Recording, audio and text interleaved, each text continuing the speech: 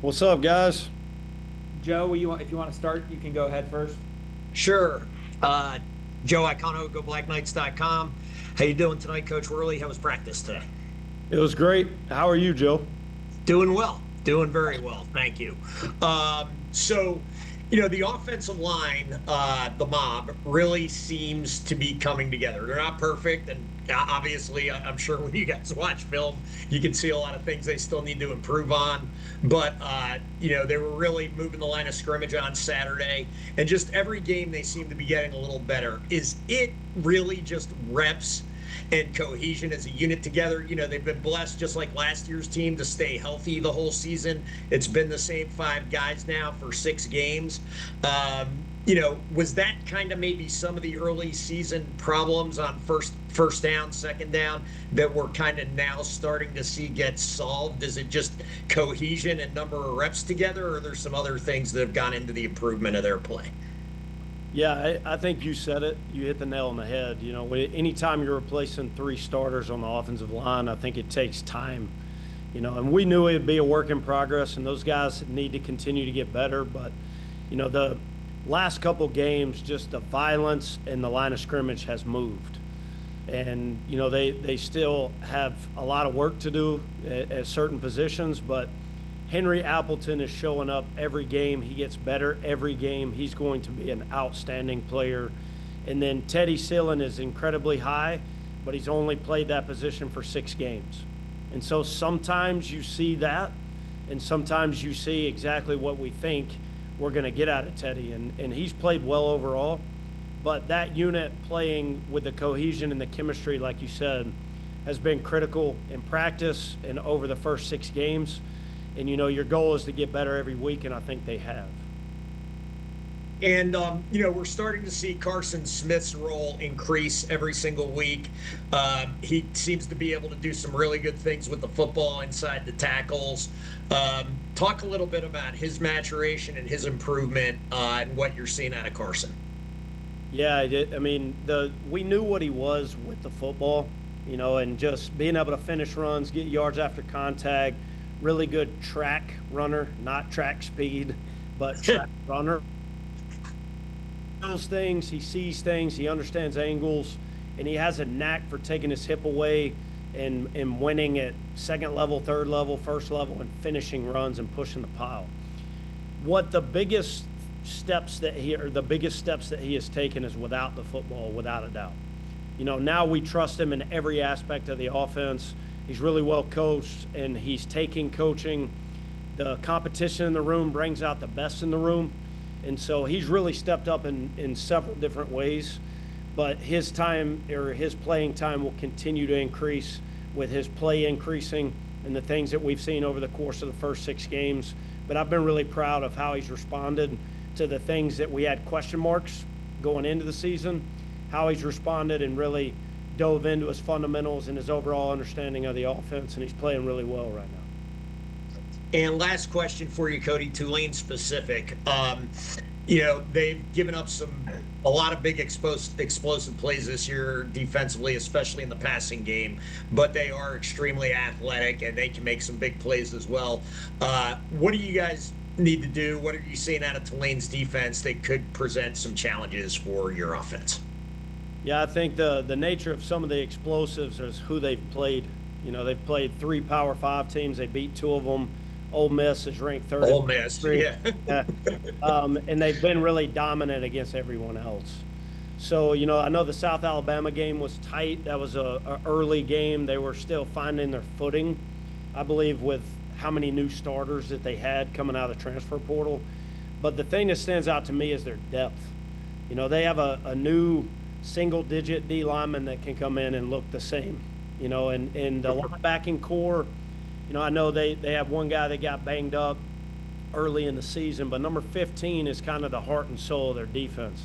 And he's a guy that played against us last year, so he'll have a little bit of a vendetta, maybe not some of the other guys, but he's the heart and soul of the defense. He's the captain. You can see him pointing out things pre-snap. He gets them lined up. But overall, incredibly well coached. Greg Gasparotto, I have a lot of respect for. Worked here, played against him when I was at Furman. He was at Wofford. have a lot of, similarities in what they do and what we do defensively, but overall, the talent and the skill set at every position is through the roof. So we've got to sustain blocks because they're really good at getting off blocks. So when the line of scrimmage moves, we got to find a way to sustain blocks if we can move it. And then we've got to keep them off balance. And really, what they've done and who they've seen thus far, and the opponents, hopefully, with our brand of football, we can do some things and force them into a game that maybe they're not accustomed to playing, but that doesn't take away anything that they're capable of. Because against the run, their speed from sideline to sideline, their physicality, their understanding from their coaching staff with us, so they'll have a great plan. They'll be incredibly well coached, and they'll be ready for this game. I know Coach Summerall is kind of playing it down with all the new players that they have, and we're a new team, they're a new team, but they're going to use that game last year as motivation for sure. So we're expecting their best, and their best is really good. Thanks, Cody. Best of luck to you Saturday. Thank you, Joe. Sal, you want to go ahead? Hey, Cody, thanks for the time. Appreciate it. Hey, Sal, how are you, man? Good. How much can you guys use that game last year as motivation to say, hey, we kind of controlled the game? I know some faces have changed, but you're kind of running maybe kind of the same stuff with Cale that you were running with Price. I think just having confidence in this year's team and moving forward is the biggest thing we're focused on. We obviously watched the game from last year, but, with how many new faces we have on offense, there's three guys that really played in that game that are still playing for us. So seeing some of the scheme stuff, seeing some of that may help us, but they're a completely new team. We're really a completely new offense to a certain degree. So, utilizing that game, we do it what we need to do with it, but we understand the challenge ahead, and, they're going to make adjustments. They're going to do different things. They have different personnel. So, to your point, we use it as, all right, we were able to do some things and have some confidence, in the overall things that we're doing. But it's completely unique challenge every week, and especially this week with a completely different defensive unit in terms of personnel. Was there a moment or a play against Charlotte where you saw Cale and you said, okay, he's taking quarterback to the next level for him? Yeah, just how consistent he was throughout his opportunities. I thought he played really well early on, set the tone. He made great decisions with the ball. There was some pass concepts where something broke down or protection, and he made good decisions, and he's continuing to do that and showcase that in practice. And with the exception of, you look at the plays that he's had this season overall, right? You look at about 6 to 8 plays that were negative. Other than that, I think he's played really well, and he gets better with every rep and every opportunity. So I was proud with the performance. Still got a long way to go, and he knows that. But he's certainly taken the next step to be our guy. So I was proud of how he played, and we're going to need him to play really well this week to have a shot. No doubt. Last one. I know against Charlotte, you tried to get Noah established on the edge. It was a little bit of tough sledding, but I know how important Noah is to the offense. What can you guys do? I know Tulane knows that too. How do you work that into the game plan this week, facing a team that kind of knows a little bit about Noah and your offense? Yeah, I think forcing them to defend everything is critical. So some of the plays, say against Charlotte, one of our explosives to Briggs Bartosh was because of Noah. So an action on a toss sweep, and then Briggs hits it inside. So everybody knows, Noah is a focal point of the offense, and he'll need to be on Saturday in unique ways to get him the ball. The ball finds him, and whether it's the pass game or the run game. But we've got to utilize every asset of our scheme and our game plan to keep them off balance and force them to defend everything. Because if we get static or stale, it'll be a long, long day. Appreciate it, Cody. Good luck on Saturday. Thanks, Sal. Ken McMillan? Hey, Cody, just to follow on what Sal was talking about, Noah Short, he's putting up just amazing numbers in the history of West Point. Can you just talk about his versatility, just the way he plays and the ability to pass catch, but also, run the ball? He's really grown with the ball in his hands. It started out last year that it was just track speed fast, and you get him the ball, and hopefully it's blocked up perfectly or blocked up well, and he can hit the crease. What he's showcased this year is the ability to make guys miss and finish runs and turn maybe a not perfectly blocked perimeter play into a positive gain. So that's something that he's really worked on, and it has shown up in every game. And then from a pass catching ability, that's what he's always kind of hung his hat on. And he's a longer target. He's fast, and his route running has increased and gotten better over the course of the last couple of years, and really this year specifically. But, we know he's a weapon. We've got to continue to utilize him as a weapon. And I'm really proud of how he's performed in practice to give him a shot in games. But he's a great practice player. He shows up on game day. He cares a lot. He's a great teammate, and he's going to continue to make plays. Is he a relative rarity in college football these days? The ability to, be a dual threat? I think so. The way our offense is kind of the format of our offense utilizes him in a very unique way, and his skill set is portrayed in a lot of different ways. So, not many people are utilizing a guy like that in so many different roles. So I think it allows him to showcase his ability in a lot of different ways. But, I think most people are pretty pigeonholed into, all right, here's tight end, here's our spread tight end. And I think Noah just presents, a lot of different things that you can do offensively, and his skill set overall within our offense is showcased.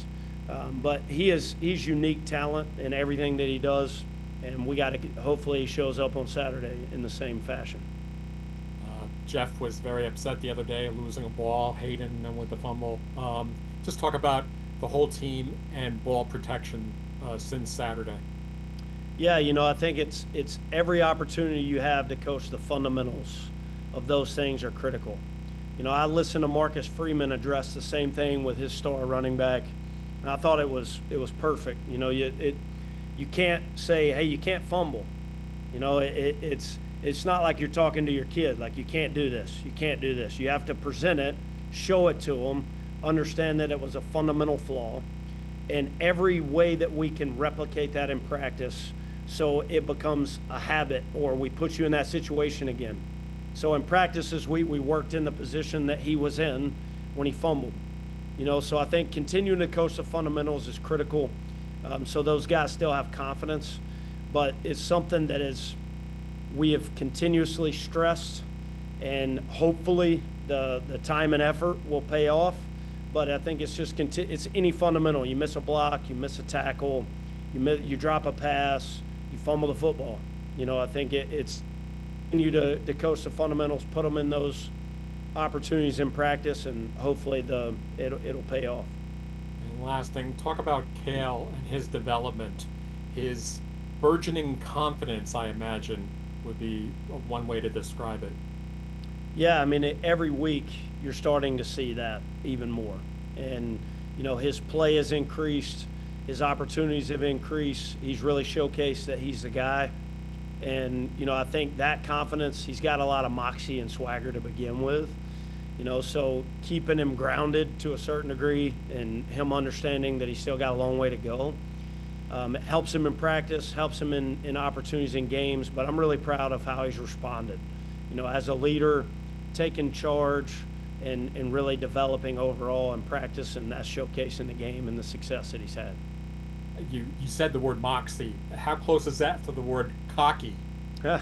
If you watch Baker Mayfield play, he's closer to Baker Mayfield than he is some other guys. So, Baker is his favorite player, so you kind of see that swag and that kind of moxie, and it comes off like that at times probably. I think all the great quarterbacks and the guys that had that aura about them kind of shows up on game day, but a lot of it is just how fierce of a competitor he is. But He you don't want wants to tamp that down, right? No, No. no. Okay. Thanks for your time. Thank you. And to wrap up, Ken Kreitzer, if you're still with us, go ahead. Hey, Coach. Good to see you. I'm just on the train tonight. Just like to ask you about Army did a great job Saturday about completing drives. First, and then second quarter, 17 plays, 85 yards, chewed up almost 11 minutes. How did you feel about the team being able to go on those sustained drives and finishing them off? Yeah, really proud of the offensive line play. You know, the line of scrimmage consistently moved in the direction that it needed to. And that gave us opportunities to stay on schedule, gave us opportunities to finish drives. We were in manageable third and fourth downs. You know, we went 10 of 14 in conversion down opportunities. So, you know, whenever you can move the line of scrimmage and do those things and tip your hat to the offensive line and the guys carrying the football, you know, that was critical. And that's something that we got to continue to be and continue to do in order to have success. And then your explosion plays happen. You know, Kale's explosion play on the first drive, you know, we're able to hit a big pass play to Noah. Those are the things that we got to do.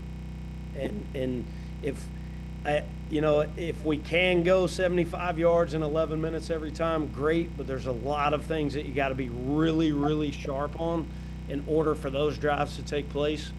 So we got to continue to create explosives with our fundamentals and our scheme, but I was really proud of how the offensive line played to give us a shot. And Coach, just asking about pass plays. Kale in the second half got the 44-yard pass completion to Noah Short. Got you inside the 10-yard line. Would you like to see openings taken advantage of, maybe a pass or two more down the field during the game to keep the defense a little loose? Yeah, you know, that we had opportunities in the game too, and we had a drop touchdown pass in the end zone, which I thought was a really, really well thrown ball by Dwayne. You know, we had a protection breakdown. Samari Howard's wide open on a play action pass. We tuck and run on another. So it's those opportunities. We'll continue to put them in those positions to make plays, but we got to make them. You know, so that's the critical component.